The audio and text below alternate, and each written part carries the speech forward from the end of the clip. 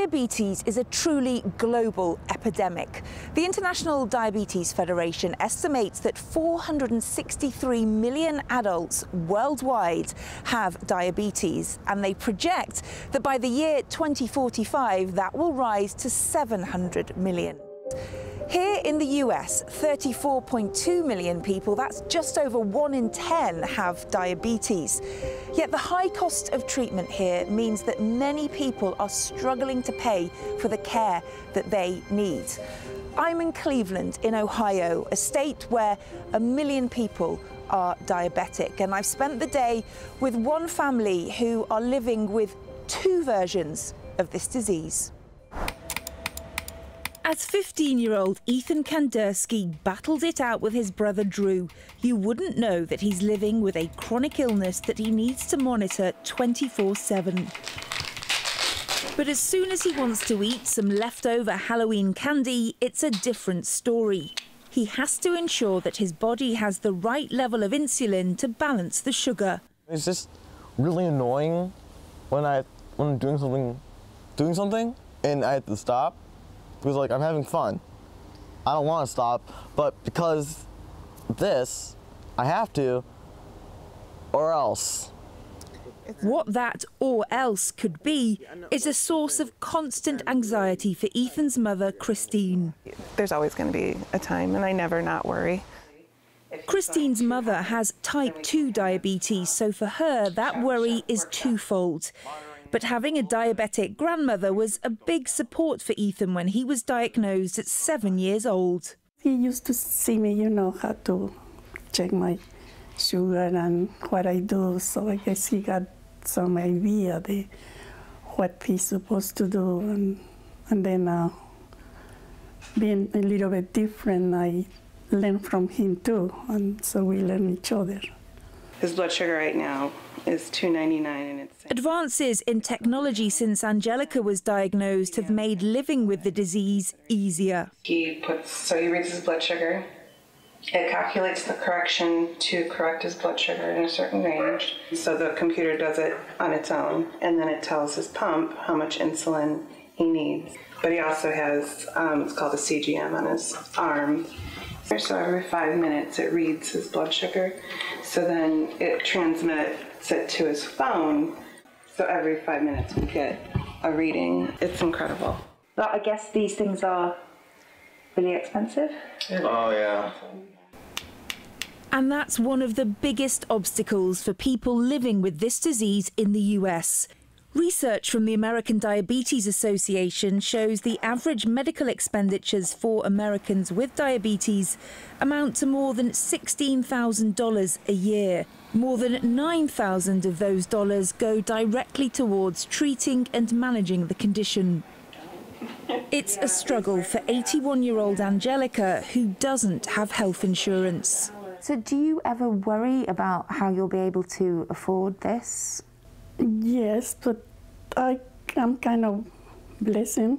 Sometimes my kids help me. One study estimates that insulin prices in the US are more than 8 times higher than in 32 comparable high-income nations combined. Expenses are compounded by the cost of related equipment, such as insulin pumps, glucose monitors and syringes. It's ridiculously overpriced. Yeah, like, while we are fortunate, we shouldn't have to be. It should be available for everybody. And, you know, I've got other friends that couldn't afford it, or they ration it, or they do half their doses, and unfortunately they're no longer here. In Washington, the high cost of prescription drugs has got attention at the highest level. President Biden has promised to lower insulin prices. There's desire for change on Capitol Hill too. The Diabetes Caucus across the House and the Senate is the largest in Congress, with more than 300 members. There is simply no more time. President Biden made lowering the cost part of his Build Back Better plan. That legislation has stalled in Congress. Celebrities are also using their profile to advocate for diabetics. You know, this is a disease I was diagnosed with when I was 13. Pop star Nick Jonas co-founded non-profit Beyond Type 1 in 2015. It uses community projects and grants to educate and support diabetics. The COVID-19 pandemic highlights the need for such work. 40% of COVID deaths in the US were people with diabetes, 12 times more likely in order to die from COVID, 6 times more likely to be hospitalized if you're someone with diabetes. The intersectionality here of severe COVID complications and diabetes was staggering. And diabetics who didn't contract COVID were often impacted too. People who weren't going and getting their annual eye exams, they weren't going and doing their regular A1C testing, they weren't going to a doctor because they were scared. Dr. Marina Bassina, a diabetes specialist at Stanford University, says this stress has only added to the mental health burden of those who live with diabetes. To constantly check your blood sugars, to constantly remember taking all the medications, and it's constant stress, and that's why we have this diabetes burned out. Nobody knows what causes type 1 diabetes, but genetics, race, lifestyle and weight are all factors in the development of type 2 diabetes. Research shows that eating fast food twice a week will increase your chances of getting type 2 diabetes by 27%. Since that research from the University of Minnesota was published in 2012, much has been done to educate the public about the risks. Christine Kandersky now tries to cook meals from scratch for her family. She's had to change the way she shops. Like we'll go and we'll grab like the spaghetti, and we always have to read the carbohydrates. It's hard to watch. Christine and her family have learned to manage the challenges of living with 2 versions of this potentially fatal disease. They know they're lucky to have the financial resources and emotional support to do so, but millions more diabetic Americans are not so fortunate. And with congressional efforts to reduce drug prices still stalled, there's little hope of relief anytime soon.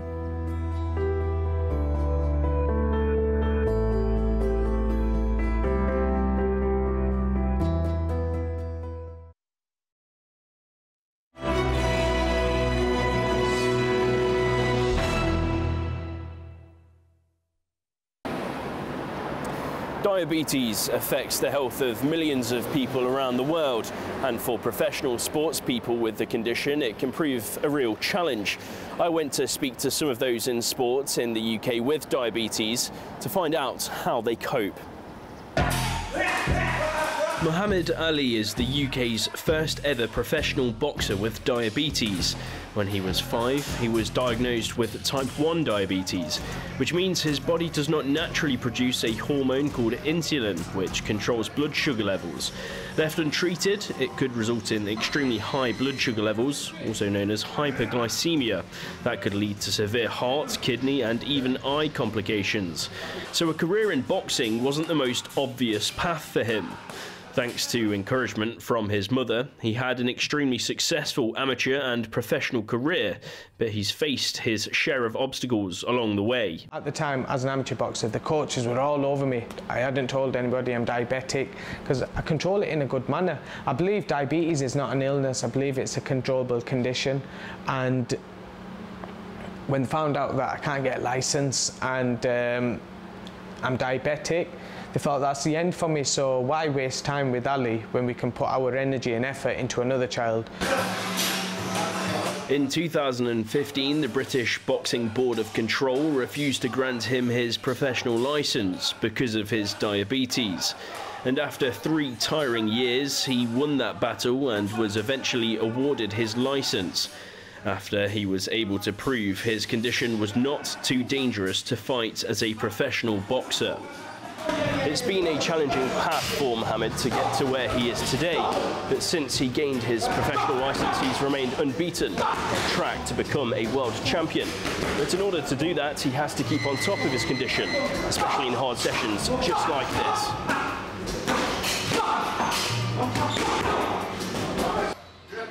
Now, the 27-year-old trains here at Oliver's, a prestigious boxing gym where some of the British greats have trained. Making sure he's in shape and fit is his coach Humphrey Harrison, a former Muay Thai world champion himself. He says boxing at Mohammed's level takes serious commitment.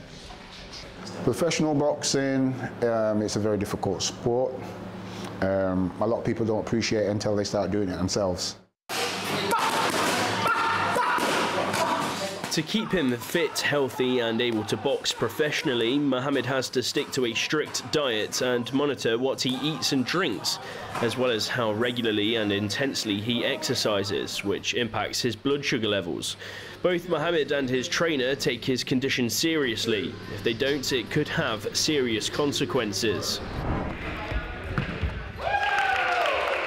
And at this sports hall in North London, a futsal team made up of people diagnosed with diabetes face similar challenges. These aren't professional athletes, just people who love football and want to prove they can engage in the sport just as well as everyone else. They're part of the diabetes football community, which has created teams like this one around the country. Their player manager, Bryn White, says it's vital for himself and his team to keep on top of their blood sugar levels. To do that, both his team and Mohammed use something called a continuous glucose monitor, or CGM. It's easy to use with a smartphone. The user scans the monitor attached to their body using an app, inputs a few details, and it feeds back that person's blood sugar levels. One of the benefits these days with diabetes is that we can have CGMs and we can track our blood levels quite closely, but we also take timeouts and half-time as an opportunity to check our sugar levels and make sure that we've got the right level of nutrients and sugar on board to be able to perform. This small piece of tech is a lifesaver for people with diabetes in sport. It means they can perform safely without taking much of a risk.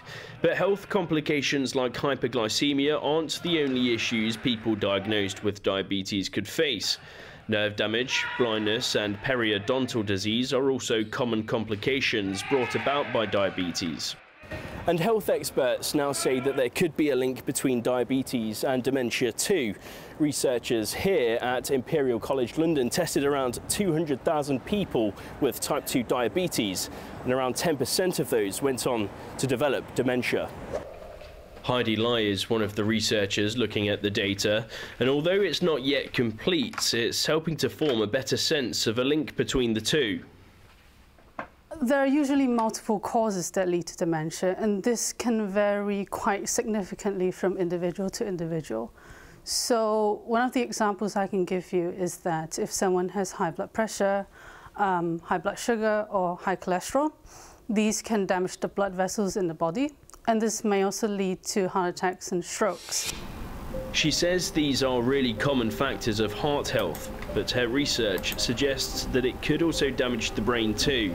For people with diabetes, there isn't yet much clinical advice, but there are small and simple things they can control to reduce the risk. Consuming enough fruits and vegetables is always a good idea. Another thing they could do is to make sure that they're physically active. If you can, reduce your alcohol intake, and also to stop smoking.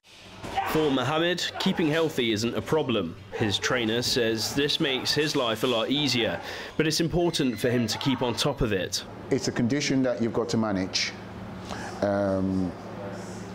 Ali, to me, because I know what to do, he's no different than anybody else. He can do just as well, if not better. Mohammed doesn't think his diabetes has held him back. In fact, he believes it may have helped rather than hindered his career. Boxing is a lifestyle. You know, it makes you be disciplined in life, and it means, you know, the world to me. It's helped my diabetes in a massive manner because I believe diabetes and boxing work together. For example, if I eat the correct nutrition, I'll stay within my weight category in boxing, and my blood sugars will stay in a good range as well. So diabetes and boxing, I think, work together, and I want to show the world that as a diabetic you can do anything in life, and absolutely love boxing and I can't wait, you know, to become a world champion. And with 6 wins and no losses on his professional record so far, it might be about time for the UK's first diabetic world champion boxer.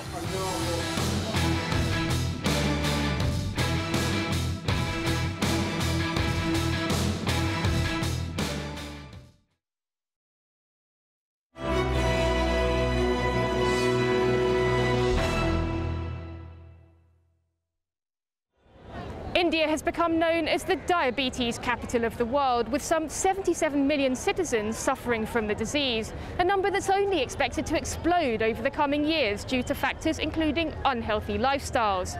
But as a tech hub, analysts say India is in a prime position to lead the way in tech solutions to tackle the problem. This clinic is experimenting with artificial intelligence to check diabetic patients for signs of an eye disease that can eventually lead to blindness if left untreated.